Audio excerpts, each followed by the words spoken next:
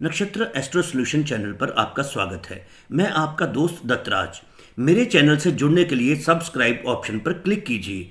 अगर आप चाहते हैं कि मेरी वीडियो अपलोड होते ही आपके पास मैसेज आ जाए, नोटिफिकेशन आ जाए, तो बेल आइकॉन को भी ऑन कर दीजिए।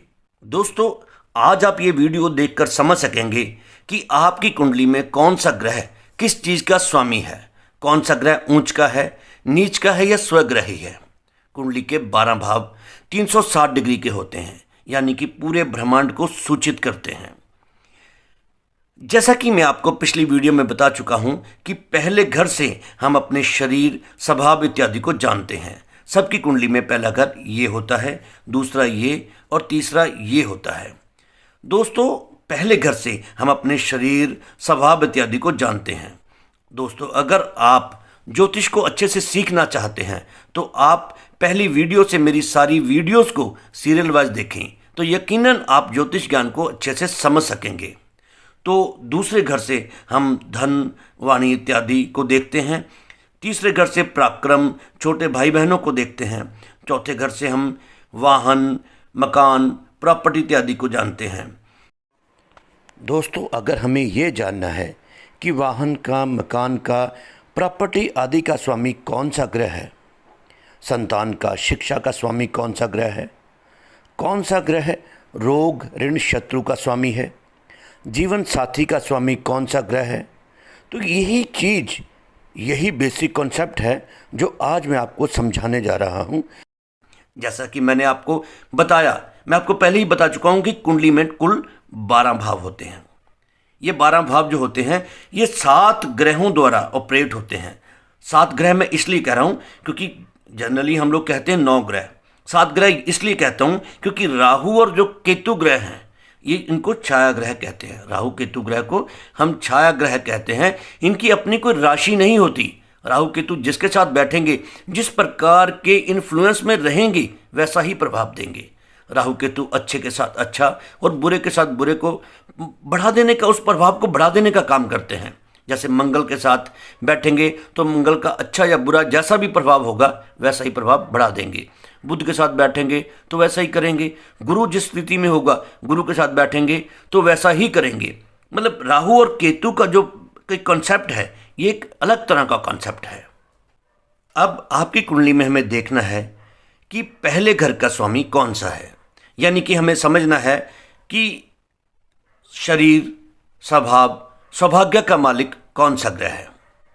अब हमें लेनी है लग्न कुंडली। ये है लग्न कुंडली।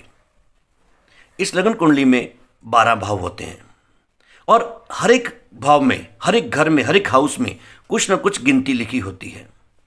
कुछ न कुछ गिनती जरूर लिखी होगी जो 1 से 12 के बीच में होगी। और हमें क्या करना है, हमें उस घर में, जिस घर का भाव हमें देखना है, उस घर में जो गिनती हमें लिखी है उसे हमने यहाँ इन राशियों और ग्रहों के साथ टैली कर लेना है। मान लीजिए पहले घर में 4 नंबर लिखा है। 4 नंबर लिखा है पहले घर में, तो इसका अर्थ क्या हो गया? इसका अर्थ ये हो गया कि हमारे शरीर, सौभाग्य और स्वभाव का जो मालिक हो गया वो कौन सा ग्रह हो गया? 4 नंबर कौन सा है? कर्क, यानी कि चंद्रदेव। यानी कि हमारे शरीर, हमारे सौभाग्य और हमारे स्वभाव का जो स्वामी हो गया वो चंद्रदेव हो गए। अब हमें देखना है कि भाग्य का, हमारे इस कुंडली में, इस लगन कुंडली में हमारे भाग्य का स्वामी कौन सा ग्रह है। भाग्य को हम किस घर से देखते हैं? भाग्य को हम देखते हैं 9वें घर से, 9th हाउस से। 1 2 3 4 5 6 7 8 9, यानी कि इस घर से देखेंगे। अब हम इस गिनती को आगे लिखेंगे। 4 5 6 7 8 9 10 11 12 1 2 3 4। इसमें क्या होगा कि कुल जो 12 घर होते हैं और इसमें 12 ही हमारे पास राशियां होती हैं। 12 के बाद हम फिर से 1 2 3 इसी सीरीज को आगे शुरू करते हैं, इसी तरह से आगे लिखना शुरू करते हैं। अब अगर हम देखते हैं कि भाग्य का, हमारे इस लगन कुंडली में भाग्य के घर का स्वामी कौन सा ग्रह है, तो इसमें क्या लिखा है? 12, यानी कि इसमें 12 नंबर का ग्रह जो है वो बैठा है, वो इसका स्वामी है। तो 12 है मीन राशि। मीन का जो स्वामी है वह बृहस्पति, तो हमारे भाग्य का जो स्वामी हो गए वो बृहस्पति हो गए। अब एक जो जनरली गलती करते हैं जब कोई नए सीखने वाले, अगर मैं आपसे पूछूंगा, मैं पिछली वीडियोस में भी बता चुका हूं कि अगर कोई पूछे कि यहाँ 12 लिखा है, भाग्य स्थान में कौन सा है, तो आपको पता है कि 9वां होता है, तो जनरली लोग कहेंगे कि ये भाग्य स्थान है। ये भाग्य स्थान नहीं होगा, भाग्य स्थान वही रहेगा, घर वही रहेगा हमेशा। गिनती कुछ भी हो सकती है लेकिन घर वही होगा। तो अब अगर हमें देखना है कि हमारा शिक्षा का या संतान का स्वामी कौन सा ग्रह है, तो हम इस घर को देखेंगे।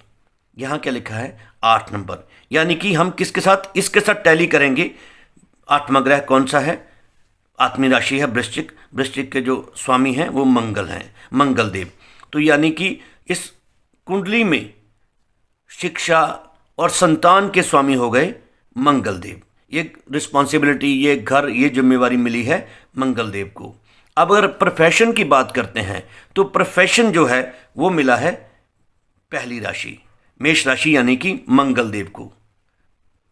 इसमें संतान और शिक्षा जो है वो भी मंगल देव को मिली है और प्रोफेशन भी मंगल देव को मिला है, क्योंकि यहाँ पे मेष राशि है, 1 नंबर है। सो दोस्तों, इसी तरह से इस सारी कुंडली को, सारे घरों को हम देख लेंगे और इसको, इस लिखी हुई गिनती को हम इन ग्रहों और राशियों के स्वामियों के साथ टैली कर लेंगे। सो दोस्तों, कुंडली में कौन सा ग्रह कौन सा फल देगा, किस भाव का कौन सा फल है, ये चीज़ें आप समझ चुके हैं। अब हम बात करते हैं स्वग्रही ऊंच का ग्रह और नीच का ग्रह। अब ये ऊंच का ग्रह, नीच का ग्रह और स्वग्रही क्या होता है। सबसे पहले हम बात करते हैं स्वग्रही की। स्वग्रही का मतलब होता है अपने खुद के घर में। अब यहाँ क्या लिखा है, यहाँ 7 नंबर लिखा है। 7 नंबर यानी कि शुक्रदेव, इस घर के स्वामी हो गए शुक्रदेव। अगर शुक्रदेव यहाँ आकर बैठ जाते हैं तो ये स्वग्रही हो गए। शुक्रदेव का दूसरा घर होता है ये दूसरा घर, यानी कि वृष राशि में आके अगर शुक्रदेव यहाँ बैठ जाते हैं तो भी वह स्वग्रही कहलाते हैं। अब दूसरा एक और एग्जाम्पल है, मान लीजिए ये है 10 नंबर लिखा है यहाँ पे, और 10 नंबर होता है शनि का, मकर राशि होती है। अगर शनिदेव यहाँ आकर बैठ जाते हैं या यहाँ आकर बैठ जाते हैं शनिदेव, तो ये स्वग्रही हो गए। अब आती है ऊंच और नीच की बात।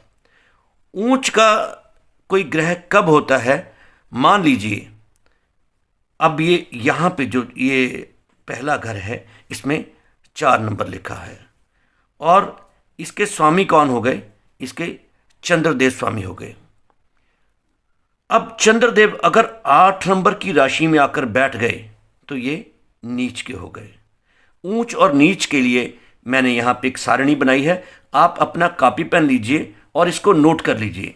देखिए मेष राशि है, जो मेष राशि में सूर्यदेव जो होते हैं वो सदैव ऊंच के होते हैं और शनिदेव सदैव नीच के होते हैं। मेष राशि में सूर्यदेव सदैव ऊंच के होते हैं और शनिदेव नीच के होते हैं। वृष राशि में चंद्रदेव और राहुदेव ये ऊंच के होते हैं और केतुदेव नीच के होते हैं। आप कॉपी पेन ले लीजिए, इसको नोट कर लीजिए, ये बहुत काम आने वाली चीज़ है। आगे अगर आपको कुंडली का विश्लेषण करना है तो उसके लिए आपको ये बहुत काम आने वाली चीज़ है कि ऊंच के ग्रह और नीच के ग्रह, कौन सी राशि में कौन सा ग्रह ऊंच का होता है और कौन सा नीच का होता है। मेष राशि में सूर्यदेव ऊंच के होते हैं और शनिदेव नीच के होते हैं। वृष राशि में चंद्रदेव और राहुदेव जो होते हैं वो ऊंच के होते हैं और केतुदेव सदैव नीच के होते हैं। मिथुन राशि में राहुदेव हमेशा ही ऊंच के होते हैं और केतुदेव सदैव नीच के होते हैं।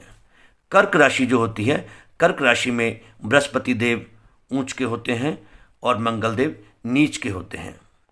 जो सिंह राशि है, सिंह राशि बड़ी न्यूट्रल राशि है, इसमें ना कोई ऊंच का होता है और ना कोई नीच की राशि होती है। अब हम बात करते हैं कन्या की।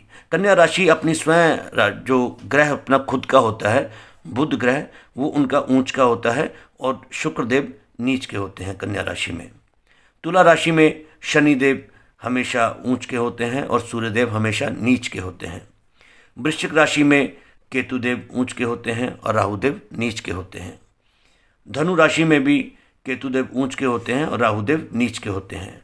मकर राशि में मंगलदेव ऊंच के होते हैं और बृहस्पति देव नीच के होते हैं। मीन राशि में शुक्रदेव जो होते हैं वो ऊंच के होते हैं और बुधदेव जो होते हैं नीच के होते हैं। आप ये जो सारणी है इसको नोट कर लीजिए, इसको याद कर लीजिए, ये काम आने वाली चीज़ है। इसमें एक चीज़ मैं आपको क्लियर कर देता हूँ, एक बड़ी आसान सी चीज़ है। पहले घर में अगर यहाँ 1 लिखा है तो यहाँ सूर्यदेव ऊंच के हो गए और वो अपने 7वें घर में यानी कि 7 नंबर घर में जो होते हैं नीच के होते हैं। शनिदेव 7वें घर में ऊंच के होते हैं और पहले घर में नीच के होते हैं। तो ये चीज़ें समझने वाली हैं, आप इसको याद कर लीजिए, समझ लीजिए। तो इस तरह से ऊंच के और नीच की राशियाँ होती हैं। अब हम ऊंच के और नीच के ग्रह की बात करते हैं कि ऊंच का ग्रह और नीच के ग्रह की क्या स्थिति होती है, कैसे ऊंच का ग्रह होता है, कैसे नीच। देखिए, ऊंच का जो ग्रह होता है वो अच्छा परिणाम देता है, बहुत अच्छा परिणाम देता है, और जो नीच का ग्रह होता है वो बुरा परिणाम देता है। और जो स्वग्रह होता है, स्वग्रही होता है, जो ग्रह अपने घर में होता है, वो बहुत अच्छे परिणाम देता है। इसी तरह मित्र राशि होती है, शत्रु राशि होती है। मित्र के घर में, शत्रु के घर में भी ग्रह होते हैं। कोई भी ग्रह जब ऊंच का होता है तो फल को कई गुना बढ़ा देता है, और अगर ग्रह नीच का होगा तो वो बुरे परिणाम देने के लिए बाध्य हो जाएगा। हालांकि नीच भंग राजयोग भी होता है, वो एक अलग तरह का चैप्टर है, वो मैं अगली वीडियोस में आपको बताऊंगा। तो उम्मीद है कि कौन सा ग्रह आपकी कुंडली में ऊंच का है, कौन सा नीच का है, या कौन सा स्वग्रही है, ये आप समझ गए होंगे। अगर कोई ग्रह आपकी कुंडली में ऊंच का है तो वो अच्छा रिजल्ट देने के लिए बाध्य होगा, अच्छा रिजल्ट उसको देना ही होगा। अगर अच्छा रिजल्ट नहीं दे रहा तो इसका भी एक कारण होता है।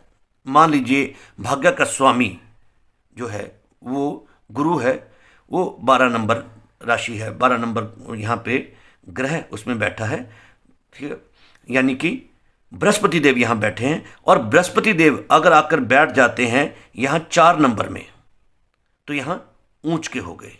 बृहस्पति देव अगर भाग्य स्थान में जो बृहस्पति देव बैठे हैं वो अगर यहाँ 4 नंबर में आकर बैठ गए तो वो ऊंच के हो गए।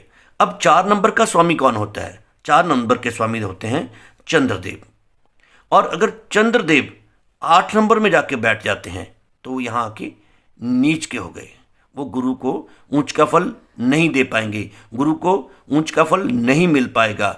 लगभग जो उसका फल है वो 70%, लगभग 70% कम हो जाएगा। यानी कि अगर ये जो बृहस्पति देव हैं यहाँ के बैठे हैं और अगर इस राशि का स्वामी किसी नीच के घर में बैठा है, किसी नीच घर में बैठा है, यहाँ वो नीच का हो जाता है, तो वह ऊंच का फल बृहस्पति देव को भी ऊंच का फल नहीं दे पाएगा। अब हम एक और उदाहरण लेते हैं। जैसे सूर्य देव इस कुंडली में 5 नंबर के स्वामी हैं और सूर्य देव जो हैं वो आकर 1 नंबर पर बैठ जाते हैं। 1 नंबर में सूर्यदेव हमेशा उच्च के होते हैं। और 1 नंबर के जो मेष राशि हैं इसके जो स्वामी हैं वो हैं मंगल देव। और मंगल देव अगर आकर बैठ जाते हैं 10 नंबर में, 10 नंबर की राशि में, तो वहाँ आकर वो नीच के हो जाएंगे। तो क्या है कि वो सूर्य देव का जो फल है, ऊंच का फल है जो उसको वो नहीं दे पाएंगे। शत्रु के घर में आके बैठ जाएंगे या नीच में आके बैठ जाएंगे तो क्या होगा कि वो उसको उतना फल नहीं दे पाएंगे। 70%, लगभग 70% जो है उसका 70% जो है फल है जो उसका वो कम हो जाएगा। दोस्तों, अब हम जानते हैं कि 100% फल कब मिलता है। ऊंच का जो फल होता है 100% वो कब मिलता है, इसका भी एक सूत्र है। मान लीजिए जो 12 नंबर का स्वामी है बृहस्पति देव, गुरुदेव, ये 4 नंबर में आके बैठ गया। बृहस्पति देव 4 नंबर में आके बैठ गए तो उच्च के हो गए। 4 नंबर की राशि का स्वामी है चंद्रदेव, भी उच्च का है। वो जाके 2 नंबर, क्योंकि चंद्रमा जो होते हैं 2 नंबर में उच्च के होते हैं, 2 नंबर की राशि में यहां आके बैठ गए अगर चंद्रदेव, तो क्या होगा, उसका जो उच्च बल है वो और बढ़ जाएगा। यानी कि कोई भी ग्रह किसी भी राशि में उच्च का होता है और उस राशि का स्वामी भी उच्च राशि में बैठ जाए तो उच्च बल और बढ़ जाता है। तो ये एक सूत्र है दोस्तों, स्वग्रही, उच्च का ग्रह, नीच का ग्रह, और ये सारी जो आपकी लगन कुंडली है, इसको ग्रहों द्वारा कैसे ऑपरेट किया जाता है, ये आज की वीडियो में आपने समझा। तो अगर आप ज्योतिष विज्ञान को अच्छे से सीखना चाहते हैं तो आप मेरी सारी वीडियोस को पहली नंबर की वीडियो से देखना शुरू करें, तो यकीनन आप ज्योतिष ज्ञान को बहुत अच्छे से समझ पाएंगे। तो वीडियो पसंद आई है तो वीडियो को लाइक करना और चैनल को सब्सक्राइब करना ना भूलें।